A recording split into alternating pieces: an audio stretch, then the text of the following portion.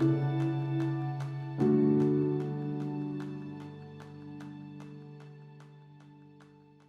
I'm Ryan. I'm from Doylestown, Pennsylvania. My dad is a retired Marine colonel.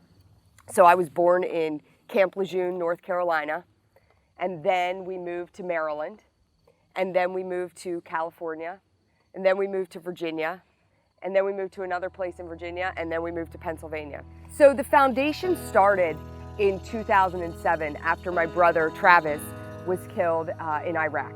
He was a Marine, and he was on his second tour of duty when he was killed by enemy sniper fire. And after he was killed, my mom wanted to start a foundation in his name, and she wanted to make sure that we were providing support to returning veterans, and we were providing support to families of the fallen. And lastly, but most importantly, one of the missions for the Travis Manion Foundation was to help make sure that we played a part in creating the next generation of leaders.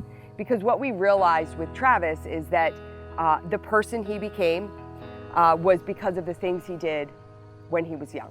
It was the choices he made when he was your age that led him to be the leader that he was. So Travis was home from his first deployment to Iraq, and he was getting ready to go to his second deployment. He was home for a few weeks, and he went to an Eagles game with my husband.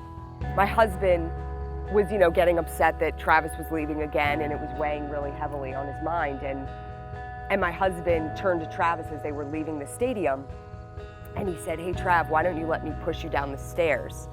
Maybe you'll break your ankle and you won't have to go back to Iraq." And he said that my brother turned to him and just kind of looked at him silent.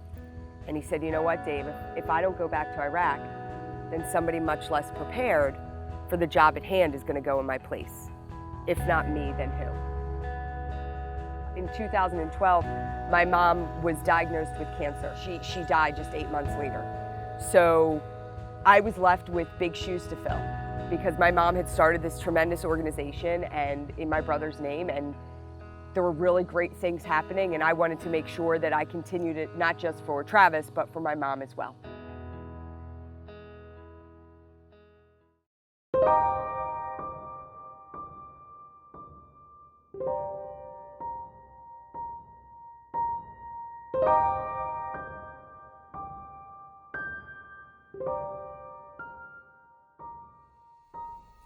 My name is Frank Murphy. I'm a 6th grade teacher at Holland Elementary School in the Council Rock School District. I've taught for 23 years in the Council Rock School District. I am also a basketball coach. I coach a 17 and under AAU team, USBA team called Brand Black. I was at a staff meeting here at Holland Elementary School, and Julie Wetherill, who's a kindergarten teacher, introduced the whole charge behind Travis Manion and what it was about at a staff meeting. And I was like, wow, this is awesome. Bringing in the Character Does Matter program with my 6th graders was easy because we teach leadership all the time. When I say we teach, I don't mean I teach, I mean my students teach too. They teach me things every day. So my team was just another natural segue from my classroom to my team. I probably actually thought of my team first. I'm always preaching, you gotta get involved with community service and giving back. My dad introduced me to this story. He showed us a YouTube video about it, and I liked the idea that the organization had behind it. So my dad and I thought it would be a great opportunity to go work with them and have our team affiliated with them. Our first event that we ever did was a National Day of Service. I tried to set it up so we would be at a tournament, and we chose the tournament because it was near the National Day of Service. We had 2 games in the morning, and we won both games, which qualified us for the championship. We still, obviously, we're gonna honor our commitment to go to this War Memorial Park and beautify it and clean it up, our whole team. We changed, we put our flip-flops on, kept our uniforms on, and went and worked for 2 hours out in the heat. But we had our championship game right after that. And we lost. We lost to the team that we had beat previously in the morning. But I said right when it happened and we talked about it, I said I wouldn't change the experience that we had for those 2 hours cleaning up that park and just watching the guys get together and elbow each other and sort of make fun of each other and argue about who would get to paint the bench instead of pick up the trash, that kind of stuff. It was really cool. I think it's that Frank takes a genuine concern in each and every one of the players that he comes in contact with. Those are the things and the qualities that Andrew really likes. The bond I have with my coach is it's pretty cool. He's just a guy who just loves everyone. My team, it's It's like brotherhood. One of our team members was involved in a car accident, and 3 boys from the Council Rock School District lost their lives. One of my players, Drew Burton, called me and told me something was up with an accident, and I wasn't sure what exactly had happened. I made some phone calls and found out that Seamus had died in a tragic car accident with some other students and friends.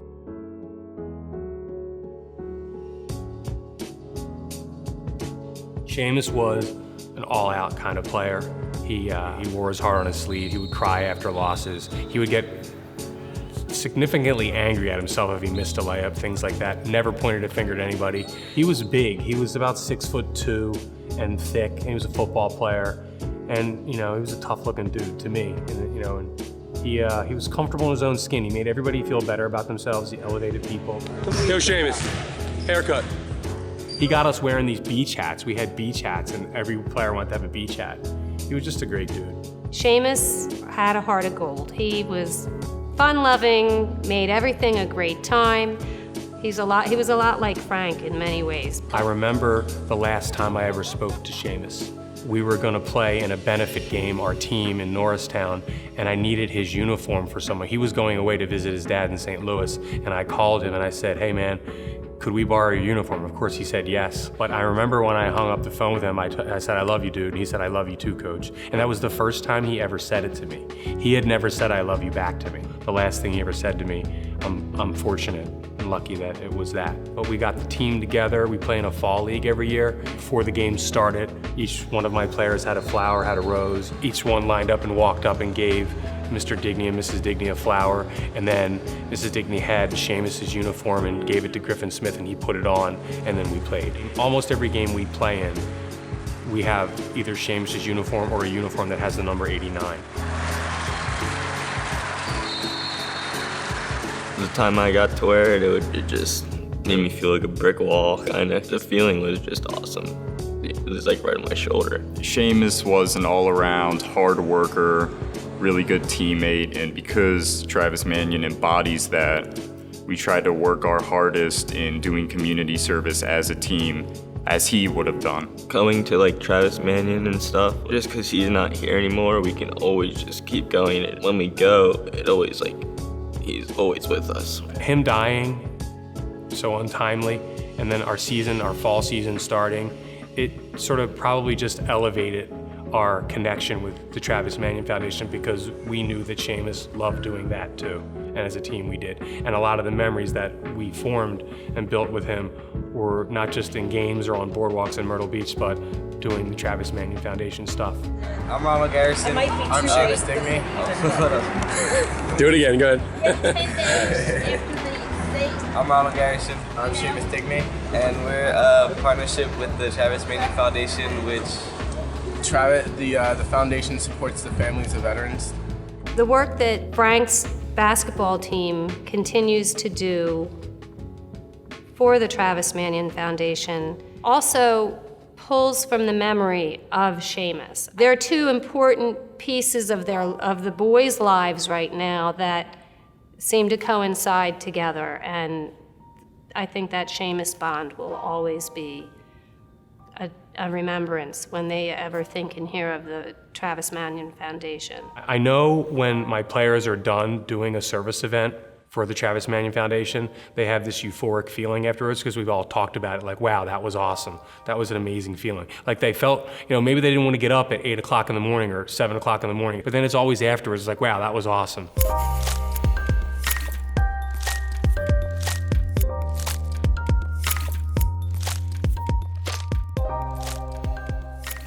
One of the stories that really sticks out to me is when Travis was 11 years old. We'd gotten out of school, we had a half day at school, and Travis and his friend Steve, who was African American, Steve and Travis walked into town and they went to get some lunch, and they walked into a local pizza shop. And Steve walked up to the counter and he asked for a slice of pizza and a soda. And the man behind the counter ignored him.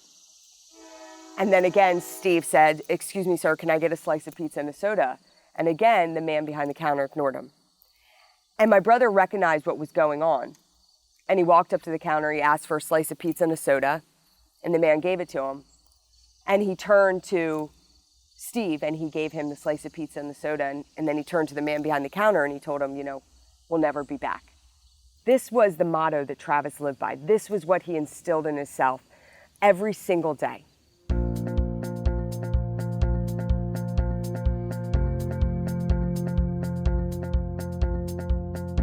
I still remember in 5th grade when I picked up my first military history book. It was a fiction book, a historical fiction. I love history. My room is full of newspapers from World War II, just starting from Pearl Harbor all the way to VE and VJ Day. It's so cool to have them in my room like that. My uncle got married this past summer. We wanted to go to the bookstore to grab some summer reading books since we were driving out all the way to Colorado where he lives. And then I went to the history section. I looked over and I saw the big display for Brothers Forever.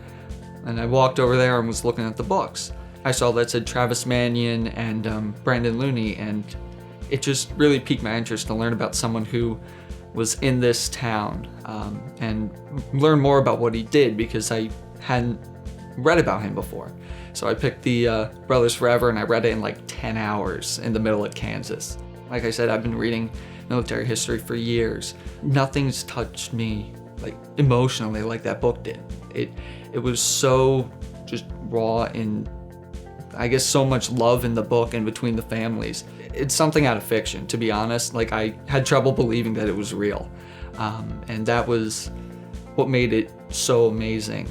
I looked at the book's Twitter page and I tweeted at them, and it said, "That was such a great book, so emotional. Thanks to both families for serving. Hashtag Detail and Pride." The book retweeted and favorited my tweet. I thought that was really cool. And then about 2 or 3 weeks later, when we got home from Colorado, I was on a run and I got an update on my phone and said, "R. Manion retweeted and favorited your tweet." And I'm like, holy cow. It felt nice to have her appreciate what I said about her brother and the book.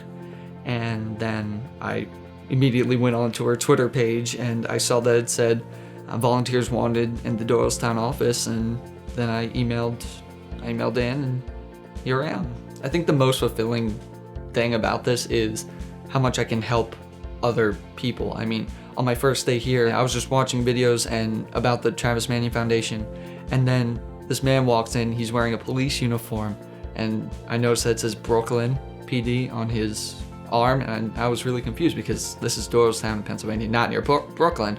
But then I see on his other arm it says 9/11, so it was clear to me that he was in New York on 9/11. I start overhearing his stories about how much he's dealing with right now because he has some illnesses from that day. Out of all the things that he's done, something that struck me the most was that he said that he wasn't suffering at all, that there were people that he should be helping. He didn't want any pity, I guess, or any sympathy. He wanted all that to go to the service members that we have now. And that's something that is going to be really cool about being a part of this organization, because that was just the first day. I can't tell you who I'm going to meet in the coming weeks and months. After reading the book, I really saw an if not me then who moment in joining this organization, the Travis Manion Foundation, because I basically said to myself, if I want to do this and maybe someone else doesn't, and I should step up and give this organization all the help that it deserves, and certainly deserves everything. We have a tremendous responsibility, right? To carry on the legacy of our loved one, to carry on their legacy of service. And we can be that example for others. We can start to live by that motto of if not me, then who? I think it's waking up each and every day and challenging yourself to have an if not me, then who moment. And recognizing that it's not seismic changes, it's small little things we can do each and every day to make a difference, to build our character, to be leaders in our community.